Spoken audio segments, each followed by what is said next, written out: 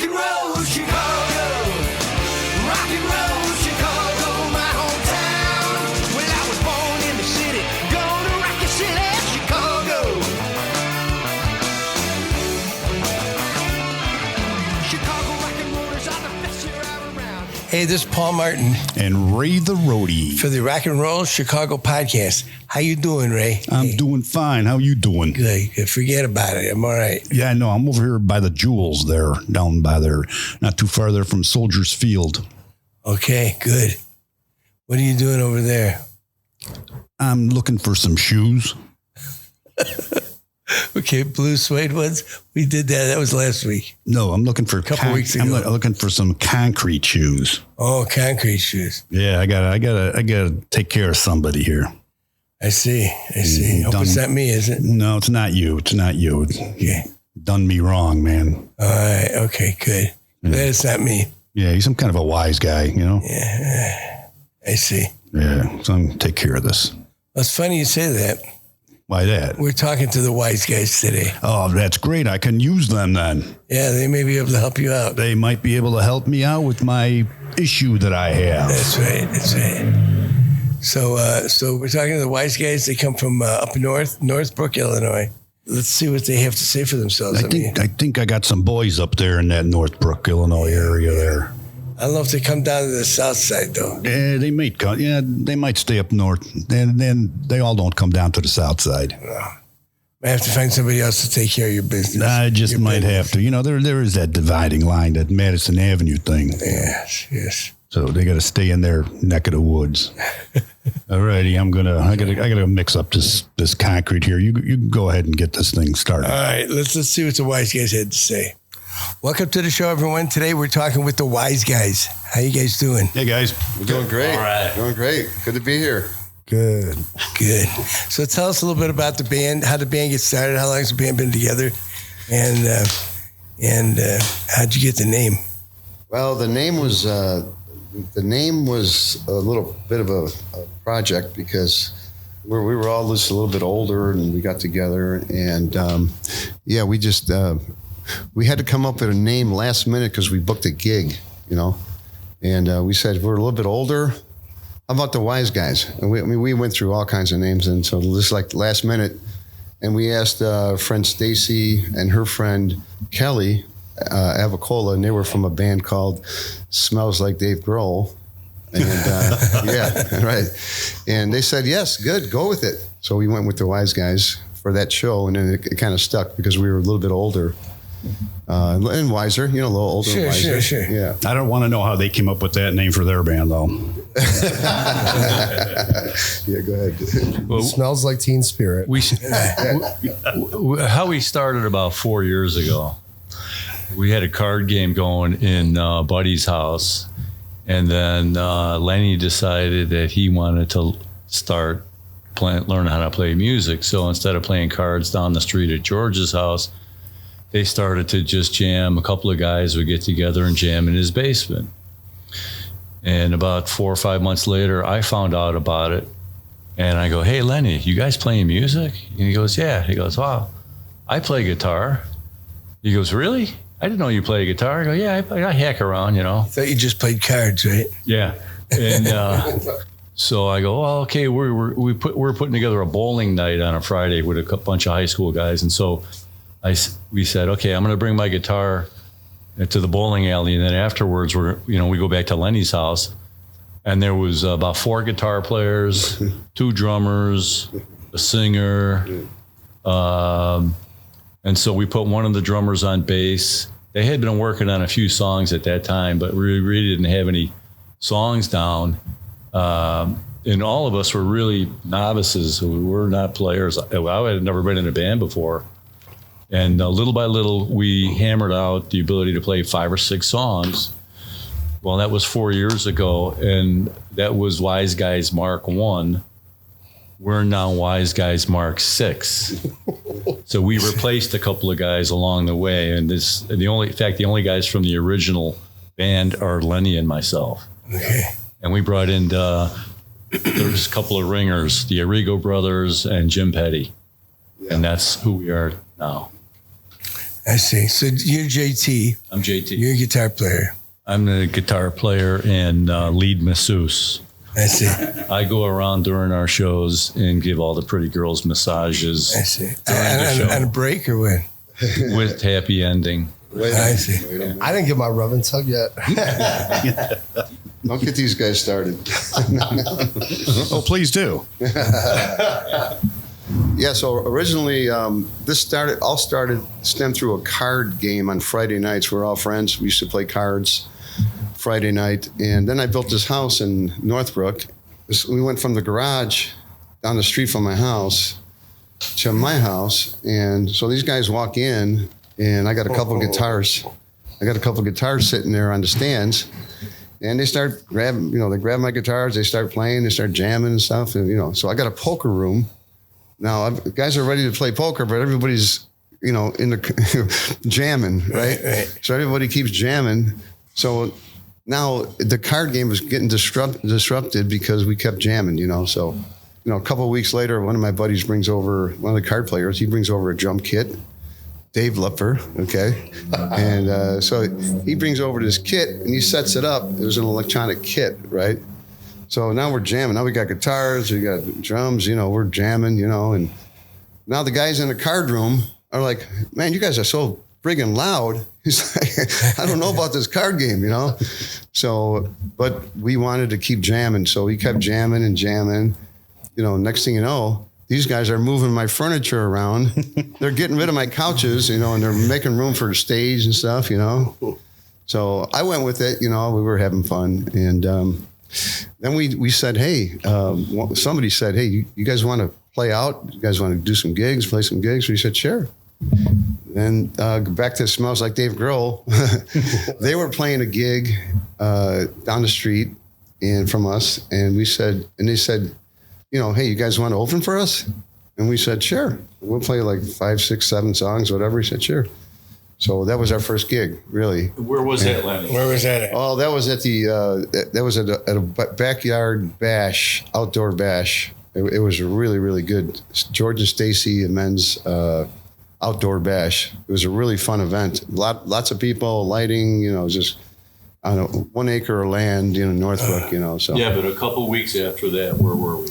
Well, no. Well, that was our first gig together. And then we wound up playing at the Cubby Bear. We wound up opening for Smells Like Dave Grohl at the Cubby Bear. Okay. Yeah, so we got serious. So this is how we're here today. As our average age went from like upper 50s down to like mid 40s, because some of the guys were really serious about playing, and some of the guys just wanted to have a good time. And we had a couple guys in a band that just kind of came over on Fridays to have a good time, and some of us wanted to get more serious. So this is. So Lenny, what do you do in the band? Well, right now I sing in a band. I used to play guitar in a band, but we had a falling out with our singer, and we had a lot of guitars in the band. So I said, hey, I'll give it a shot.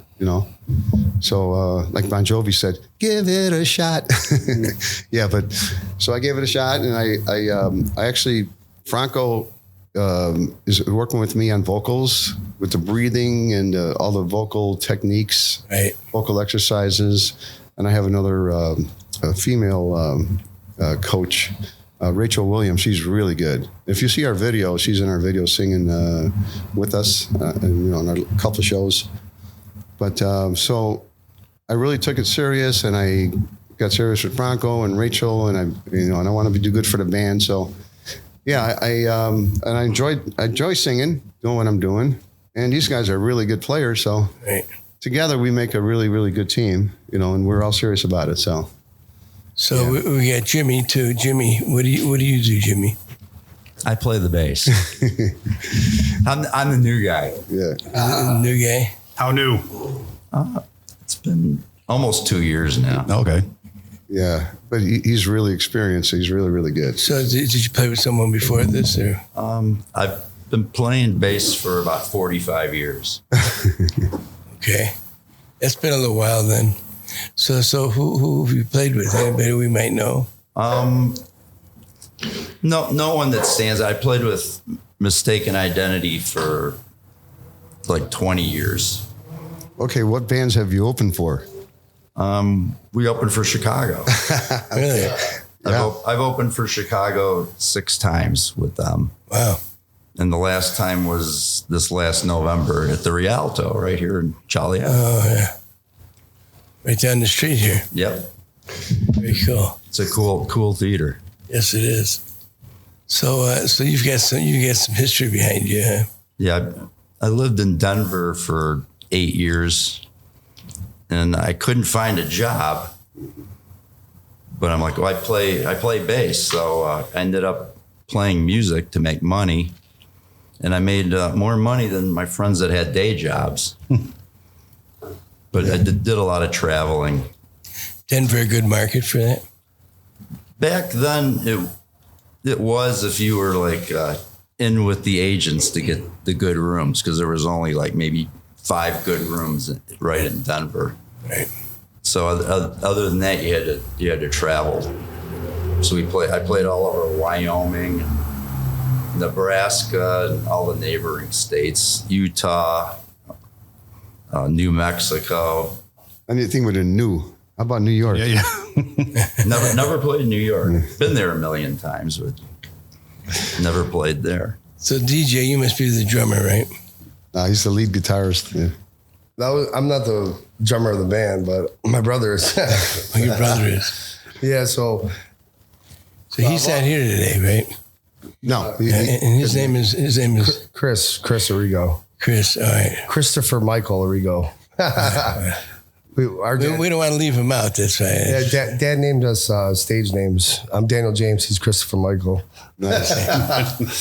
Arrigo is our last name. But so Jim. It's a good Italian name. Arrigo. Here we go. 2 R's for rock and roll. Here we go. Arrigo. I actually played bass in the band first. I started. The neighbors down the street, George and Stacy.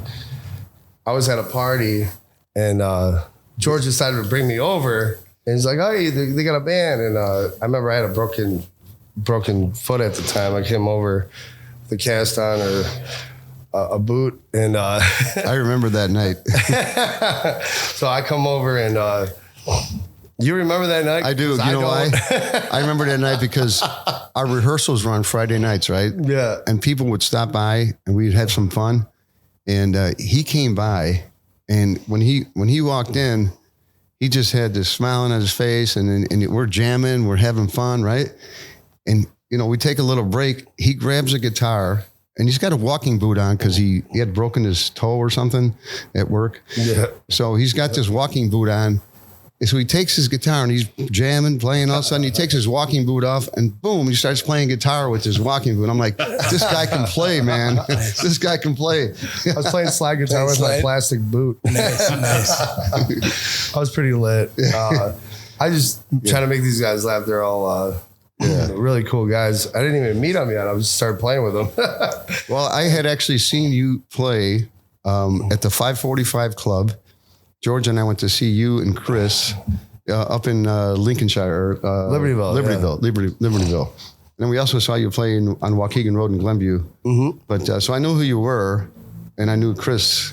So, and here today they're in a band. So small world. But Jim actually, we used to play in a band together, and we were playing at 545. But so I called Lenny, and I'm like, "Hey man, I had such a good time, And he was taking guitar lessons, and I started actually teaching him. He asked me if I could play bass, and I'm like, well, I'll give it a shot. Sure. And I started actually playing bass in the band. And then fast forward a little bit, I moved on to guitar, my main instrument, and then I called Jim. And Jim actually knew the old drummer. They grew up together, and it's just a small world, Right. So now he's on bass. My brother, we got our power trio, and Lenny and JT. It's the Wiseguys now. How long you been with him? It seems like yesterday, but it's like over 3 years now. yeah, It feels like a blink of an eye. I I was like 28 or 27. It was my golden birthday, I think. It was 27. What are you, 31 now? 31. 30, Yeah. 30 fun. And 30 fun. He's 30 fun, and your brother Chris is 32. Yep. Awesome. Did your toe ever heal? It did, but now I'm breaking legs now because every night we play, I'm breaking it. Well, because he's in the Wiseguys, he's breaking legs, you know? I got you. Breaking bones too. Yes. Yes. Keeping it real. Yeah. So as a guitar player, what kind of guitar do you play? I play Les Paul's electric guitar. Les Pauls, yeah. I got a Marshall. Marshall sounding amp, but we just got new Marshall cabs and play EVH amps. We just got a Randall from Marty Craven. He's really sick. Kirk Hammett amp. It's got 3 channels. Got a Plexi sound and it's got good tones. It's like 100 and something watts. So you got to tone it down a little bit at rehearsal. Well, I think Eddie Van Halen was one of your main influences in music, right? Oh yeah. I got a Schecter guitar for all the whammy stuff for Eddie Van Halen, you know, for the dive bombs. Yeah, Les Paul's, you know. I got a coil tab so I could split it if I want some single coil sounds. Oh. Yeah. So when we first approached DJ, we said, "Hey, man," we said, "we want you in the band." You know, but we had so many guitars in the band. I played guitar. JT played guitar. So Tommy played guitar. Tommy D. And Tommy just retired, by the way. He's the guy that wears the white tie. If you see our pictures, and he just retired. But he's only 61, but he just retired. But anyhow, so Retired from music, right? yeah, just from music. But he still hangs out with the band. He still comes out with us. He still helps us load in and load out. And we're going to see him tonight. We're going to go out to Sundance Saloon tonight and check out a couple of shows. So we invited him. We said, "Hey, man, do you want to play bass for us?" He's like, "Well, I don't know, man. Let me think about it." He goes, "You know, I'm not really sure." So he calls up, a few days later. He goes, "Yeah, I think I'm going to do it. Okay, so cool. So me and him we go shopping for a bass guitar, you know, something he likes, you know, and comfortable with. And we picked out a Thunderbird, and you know, I'm actually wearing the Thunderbird right here. Oh, there you go. Sure. There you go. Yeah. So now we're playing, and we're you know, and then you know as we progressed. You know, we kept changing instruments. You guys remember that? We kept changing instruments. We should be called the musical chairs. I was playing bass. I wound up playing bass on about 4 songs, right? Because I was playing guitar back then. I wound up playing bass on 4 songs. You would play bass most of the time, and we just kept switching off. And Tommy would play some bass, you know, and then he'd go back to his guitar. Everybody had to play bass so I could play the guitar. Right, exactly. We wanted him playing guitar. It's a good thing you decided to play bass, though. Otherwise, you wouldn't be here playing guitar, right? Right, exactly. Basically, yeah. That's a great point. It's a great point. But you know, it made me really appreciate bass players more because learning you know, finger style and playing bass parts actually taught me a lot about, you know, rhythm, syncing up with the drummer, which I actually started playing drums first, kind of like Alex and Eddie. They both played drums. Right. And I started playing guitar just because my brother I could never keep up with on the drums. We used to jam with our dad, and I could never beat up my brother on the drums. I can still beat him up, though. I didn't hear anybody say JT played bass. no, he actually never did. He never did. No, you never did. Must be a reason. I think you're next. I think I got my first guitar when I was like 17. You know, in high school, and then I went to this place. I think it might have been Sounds Music. It was on Milwaukee Avenue in Wheeling, and I bought a Japanese Strat, and I used to plug that into my stereo and just self-taught, just got to learn the dexterity. You know, how do you time your both hands and pluck notes and some rudimentary stuff. I probably picked up a lot of bad habits. But that's all I ever did was sit on the edge of my bed and try to. So you never had a lesson? I never had lessons. I tried to play guitar, learn how to play a little guitar. My heroes were Richie Blackmore and Tony Iommi and Ted Nugent, and I liked hard rock, heavy metal. You're still And that was the only guitar I had when I started to jam in Lenny's basement, was this Japanese Strat. I forget the name of it. There's no label or anything on it. Right. And then once we decided that we were going to get serious, Lenny he called me up one day and goes, "Hey, what if we play George's Party?" And I go, "Are you crazy? Have you heard us?" Because we were doing more drinking than anything else, Friday nights. And Lenny was like, "No, we could do it." And I could tell that he was really wanting to do it. And I was like, well, I didn't want to go out there and embarrass myself, but I said, okay, I'll do it on one condition, that we add a second night of rehearsal a week. And it's going to be Tuesday night, no booze, no party. This is business. And he said, okay. He called everybody else up and they said, okay, so that we would rehearse twice a week, every week, to get ready for this party. And then he said, well, we're going to do the Cubby Bear. And I go, are you crazy? Well, after George's Party, we learned a few things. And when we did the Cubby Bear, we actually pulled it off. And now I'm thinking, hey, we could do this. You build up some confidence, right? We built up some confidence. And we actually got through all the songs without anybody making a major screw up. We didn't have to stop in the middle of a song and say, hey, wait a minute, start over. So I'm thinking, hey, we can do this. And so then I went out and I bought a real Strat. I went to Guitar Center. I bought a nice Strat. I'm a Strat guy. I love Strats. Yeah. And I just love the sound of them and the playability. And I bought a Marshall. I bought a DSL 40 CR combo amp. And I just love the sound of a Strat out of a Marshall. That's always been music to my ears. And then we wanted to play Sweet Child of Mine. I go, well, I can't. And DJ was in the band now. He goes, you can't play that on a Strat. So now I'm looking at, Les Pauls, and I found a great deal on a Les Paul, and I bought that. So I have a Les Paul. I got a bunch of. So now you can play Sweet Child of Mine. I can play Sweet Child of Mine. Yeah. When Top in the town. His Les Paul was $10,000. Mine was $200. I wouldn't go that far, but Well, now he switches guitar every song. well, Yeah, for the right sound for the right song, right? I always wondered why. I'd go to the gigs and see guys with racks of guitars. I go, why do they got so many guitars? Well, now I got to figure it out. He wanted to play even flow with the drop D. Well, you can't retune your guitar in the middle of a set to play that song. Right. So On a floating tremolo. You need a guitar for that song and a floating tremolo. Yeah. So now I have three guitars. I got the Strat. I got the Strat for even flow. I got the Les Paul for Sweet Child of Mine, Rolling Stones. Some of this, So for the right song, I use the right thing. But I've learned a lot. Obviously, playing now for 4 years with these, and then Chris is a phenomenal drummer. But in my own opinion, I've never heard a drummer in a cover band that can play drums the way Chris Arrigo can. He's got a certain beat and a rhythm to him, and he hits them hard, really hard. He's a good drummer. He's a banger. I've never heard anybody that was better than him. He's solid. He's really solid.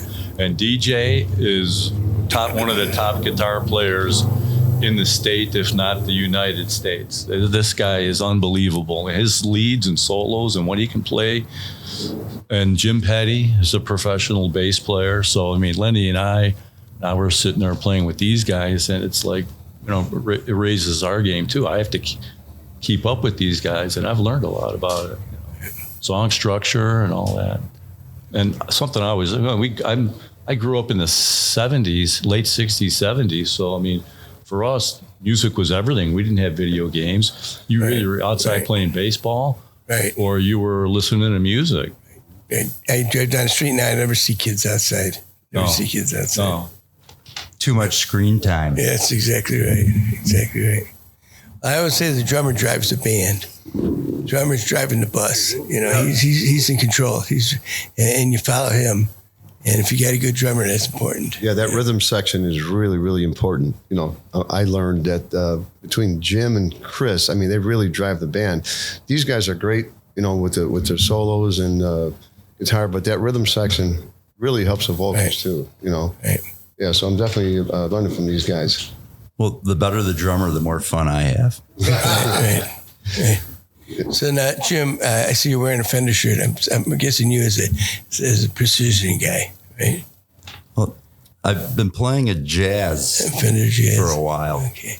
And it's funny you say that because I just bought a 5-string. It's a precision. Charvel. It's a Charvel with a precision pickup and a jazz bass pickup. You get paid by the string. Pretty much. It gets paid by the G string. But I've been playing 5 strings for 30 years now. Have you? I really like the extended range. But I missed the P bass sound. Right. And I was playing. I have a Mike Lowe jazz bass, 5-string that sounds awesome. I can use it for just about anything except getting a P bass sound. And I kind of wanted to go back to that. So last Tuesday, I found this bass, 5-string with the P bass pickups, and it's exactly what I was looking for. So There you go. Very cool. I played it last night for the first time at practice, and I felt right at home again. It's nice when it all falls into place like that, huh? Yeah, our Fridays, he said last night, our Fridays, we have rehearsal every Friday. Unless we have a show on Saturday, then we'll either skip it or maybe we'll do Tuesday. So every week we either have a rehearsal or a show, okay? But sometimes our rehearsals turn into shows because people come by. We have a really nice setup. And, sound system, we got lighting, we got a bar, we got pool table, we got everything. Card table. And you say you play cards afterwards? Or what? Yeah. We actually don't play cards that much anymore because everybody wants to jam all the time. But people come by to see us. So sometimes we'll go, so we try to rehearse for a set, for our set list, for our set. And, but then people come by and then we put on a little bit of a show. Let's not play that song. Let's not learn the arrangement to the song tonight. Let's just play, our stuff set. we know. Let's right? put on a show tonight. Let's put on a show. So that's what we do. So we have fun on Fridays. Unless we're playing a show, then we have fun at the show. But yeah, we're having a lot of fun doing it right now. So what do you got way of shows coming up? We're playing at Edison Park. That's a bigger venue, Edison Park. I don't know if you guys know Edison Park, right. Outskirts of Chicago. April 9th, we're upstairs in the big room. Up near Park. Park Ridge. Park Ridge. Right next to Park Ridge. Actually, it's right down the street from Firewater. Okay. Yeah. So, which is another good place. But Edison Park Inn, they call it EPI's. It's upstairs. It's a great place. And then we got a couple of shows. We got the Pharmapalooza we usually do. Northwest Side Reunion. I don't know if you guys know about that, but that's in July. But it's hard to book some shows because, it's like there's so many, there's this many bands and there's this many venues. You know what I mean? So. Well, right now, a lot of people are saying it's hard because they're trying to make up on the lost shows from the last couple of years. They're honoring contracts from last year. So exactly. And, they're also in a rotation too. Like, these bands have their foot in the doors with these venues. It's kind of a rotation. They rotate these bands through. So it's hard to get into some of these places, but we're actually playing some bigger venues and some different venues, and we're branching out. So we're getting a lot of play. We got over 5,000 followers on Facebook, which our Facebook page is the Wiseguys Chicago.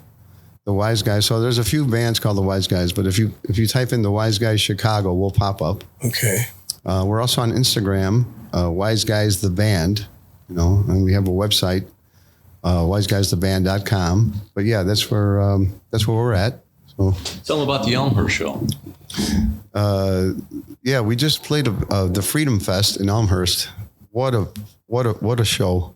Great venue, great stage, sound, lighting. Put on by Brian Mitchell from Freedom One Entertainment. Just a great venue. We had a lot of fun there, and there should have been more people there, but it's people are just starting to come out of their basements now. You know what I mean? Because of, COVID's kind of ending now.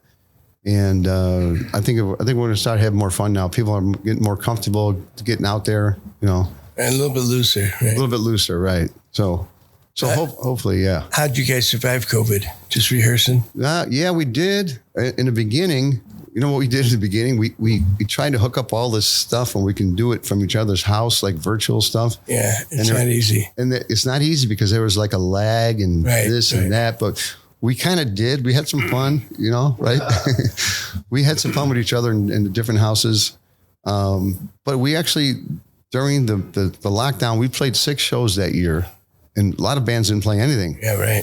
And so we played 6 shows that year. The next year we played a whole ton of shows, last year we played a lot of shows also, but it was, COVID kind of, locked everybody down, but it was kind of good for me because I actually got to work on my vocals a lot with Franco, my vocal coach Franco, and then with Rachel Williams.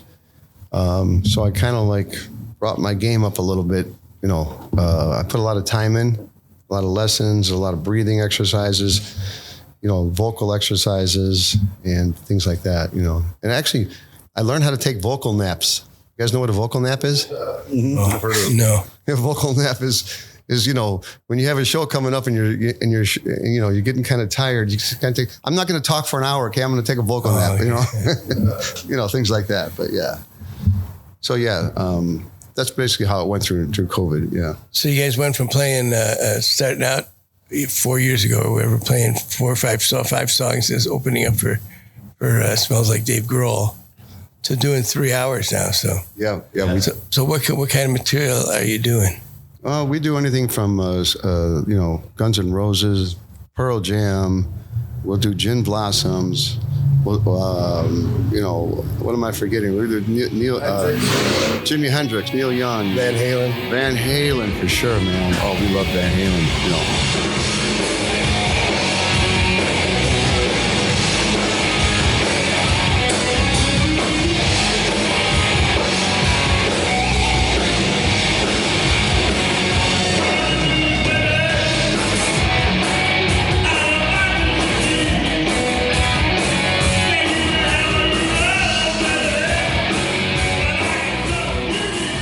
That was one of my things.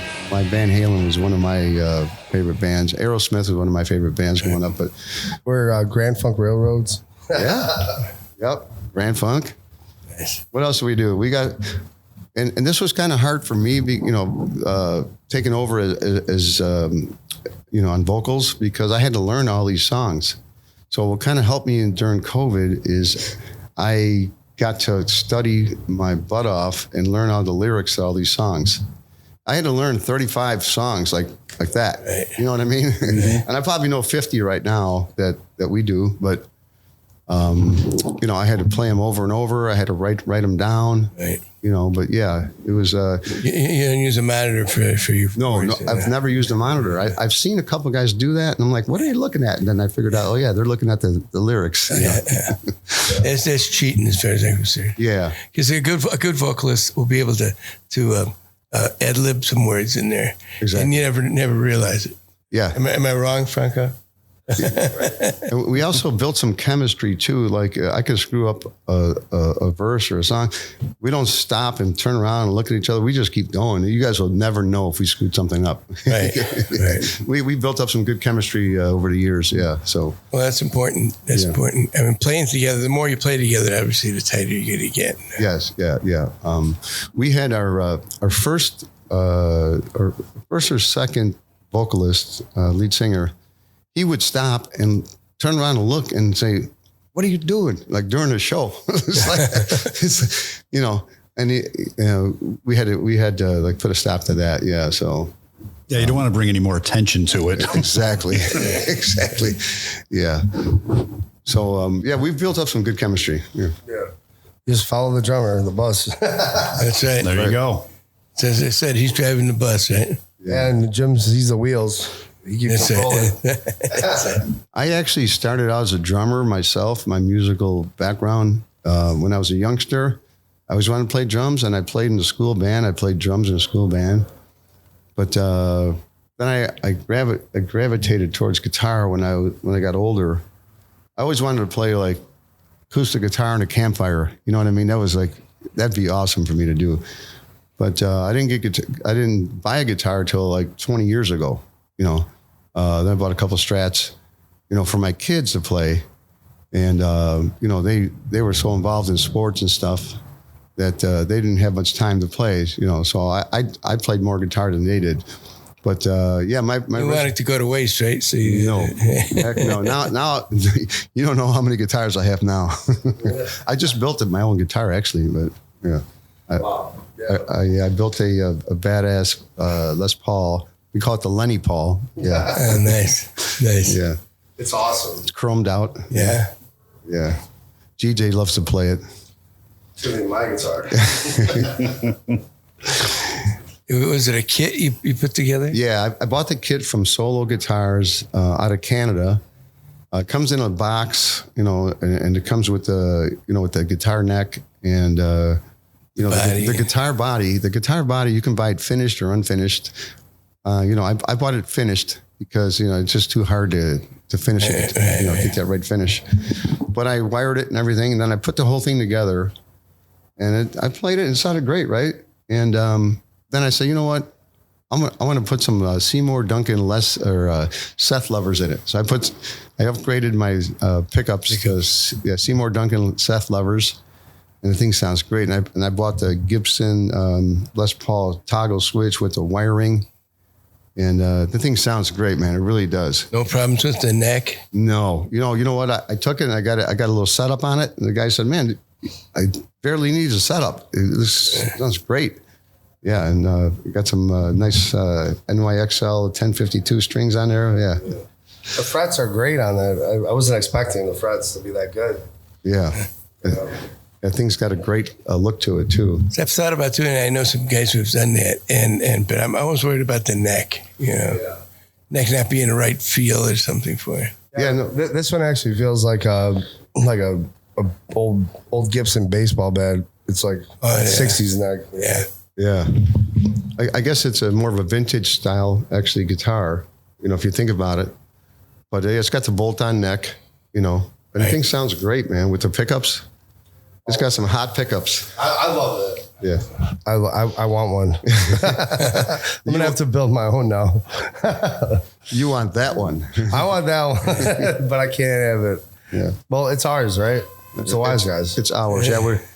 Yeah, we actually have, like, you know, we're the Wiseguys, right? But if anybody were to leave the band, it's okay. Somebody would come in because the Wiseguys have all the equipment. We actually have two sets of equipment. We have one for our rehearsal studio, and that stays there. It stays there. Then we have a travel. Okay, we have a trailer full of the same exact gear, equipment, amps, everything identical to, you know, for our shows. That's cool. That's for our live shows. Yeah. It's way better than running up and down the stairs. Yeah, we don't. We don't carry stuff in and out of the rehearsal studio. Except for your guitar, right? Exactly. Except for the guitar. And Jim's 4 basses. I'm spoiled now because I used to have to haul every piece of equipment and PA gear. So you got a PA too? Oh man, we got everything. We got subwoofers. We got everything. We got 3 PAs. We have different size PAs. We do for whatever venue you want. But yeah, we got. You should see our setup, our lighting system. We got a nice lighting system because I really feel that, you know, you got to put on a show. Okay, you know, I know You're there to entertain. you're there to entertain. The music is a lot of it. But again, you have to put on the show. You have to look good, you know. And I tell these guys, hey, guys, you guys got to look good on stage. You know, you got to, you know, watch your carbs. You know, you got, yeah, you do. You gotta work out a little bit. I like to work out myself, but you know, I tell the guys, you guys got to look good for the stage because we're putting on the show. I lost 30 pounds already. Why are you pointing at DJ? DJ's doing good. DJ's doing good. Yeah. Congratulations, DJ, and 30 pounds. Yeah, good job. Yeah, and then you got Franco. Franco, look at Franco. He's fucking badass. Look at him. It's okay. He's our our designer too. He makes us dress good. Well, Franco, he's got the theatrics about him, you know, and he comes over and he says, none of you guys got to do this. You got to do that. You got to show more of this, show more of that. And Franco is like more theatrical because he's in opera, you know. So Franco helps us a lot with that part of it. Yeah. So Franco, how long you been doing opera?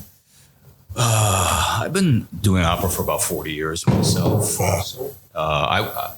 I started in rock and roll. In fact, I played with Jim when I was 17. I think we played a gig together, and I was 14. he was 14. And yeah, I wanted to be a rock star, and I wanted to be Robert Plant, and didn't know anything about physiology or vocal quality. And, I'm singing falsetto most of the time. And so I went in, remember phone books? Sure. I just opened it up and found voice teachers back then. And I just found a guy, his name's Carl Lorenz. He's a wonderful voice teacher up in Hoffman Estates. And he used to sing with the Chicago Symphony Orchestra under Schulte.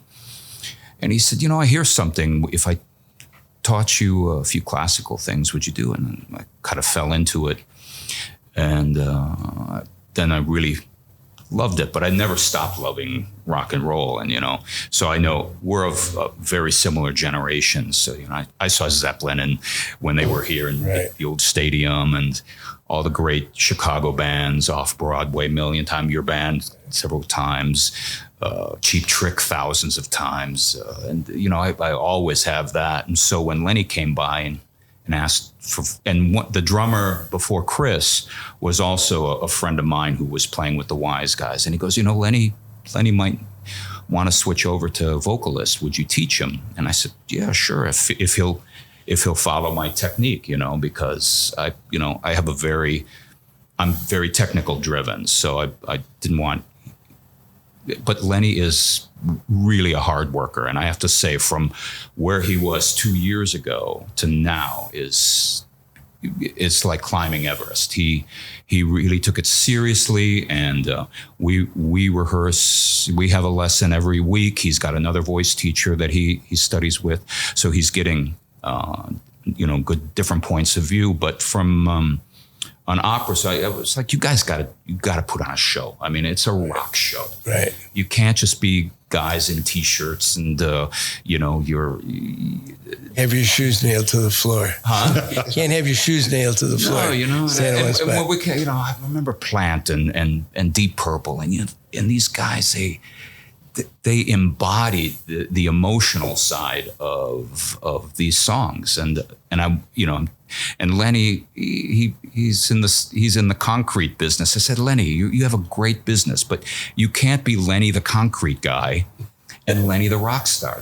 You have to find that part of you that makes you want to get up on stage and open your soul and get emotional with these.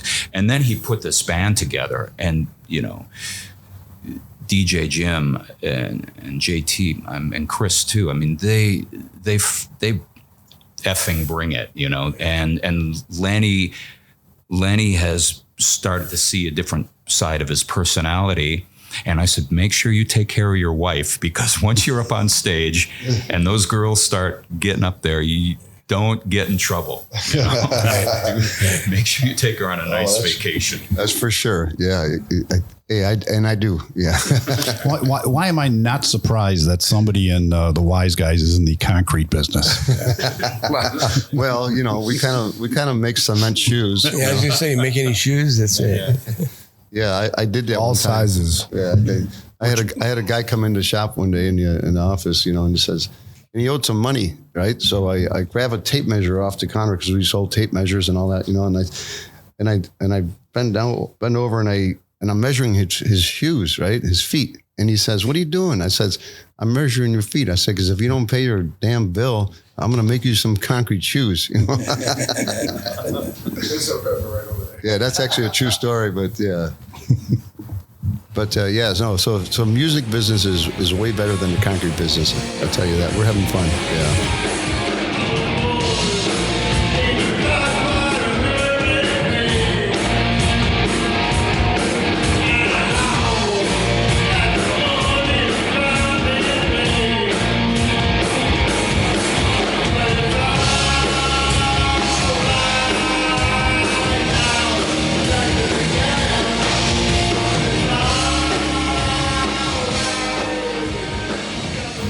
So we can find you on Facebook and at Wiseguys, the band, on the website. Yeah, Wiseguys the band on Instagram and wiseguystheband.com.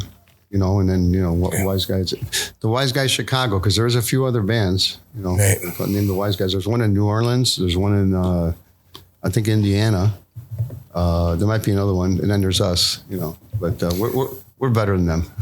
Of course, you're from Chicago. That's right. Yeah. That's right. Are you all Italian? Well, pretty much. I think I have a little Italian in me. I think Italian Irish. I'm half Italian and half German. Oh, German. Okay, I have a little German in me too. Actually, if you go back a little further, the reason the Wiseguys came, like I said, So you're the real Wiseguys. we're the real Wiseguys. Yeah, but Forget about it. it's because we were older. You know what I mean? So Yeah. we're going to be playing a lot of shows, and we're trying to actually, break into some of these difficult venues to break into. You know what I mean? Mm-hmm. Yeah. So look for us. We just did a nice show. You can see we have a nice video that we played at our last show. It's on our website. You know, it's on our Facebook page too. So. And we'll be sure and check that out. Yep.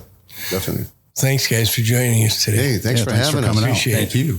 I know you made a long trip from Northbrook right down here to Joliet. Oh, don't worry. It only took us like this guy. I'm not kidding you. He had the Range Rover up to 110 miles an hour. It felt like we were going 30. Yeah. I think your ride's nice. Yeah. All righty, guys. We'll see you out and about somewhere, hopefully this summer. Yeah. Sounds good, Sure, man. check out the Wiseguys. Yes, for sure. Rock and roll. Thanks for having us. Thank you. Thank you. So that was the Wiseguys. Winds up probably could help you with your situation. They just might. I can't believe he's got his own concrete business. Yeah, Lenny's got his own concrete business, and he can maybe help you out with those shoes you're trying to fit. That's right. You know, I'm into import and export myself. I see. A lot of people don't know that about me. What are you importing? You wouldn't want to know. Never mind. Never mind. Forget about it. Forget about it. It's be beneath you. I see. Speaking of beneath, no, never mind. Never mind. So that was good talking to them guys. Yes, it was. Yes, it was. Very entertaining, and My kinds of people. that's right. That's right. Very, very cool. Very cool band. They got great sound. Nice. They do some good material. Got some good musicians in there. Yes, they do. Yes, they do. And it sounds like they'll be fun to go see.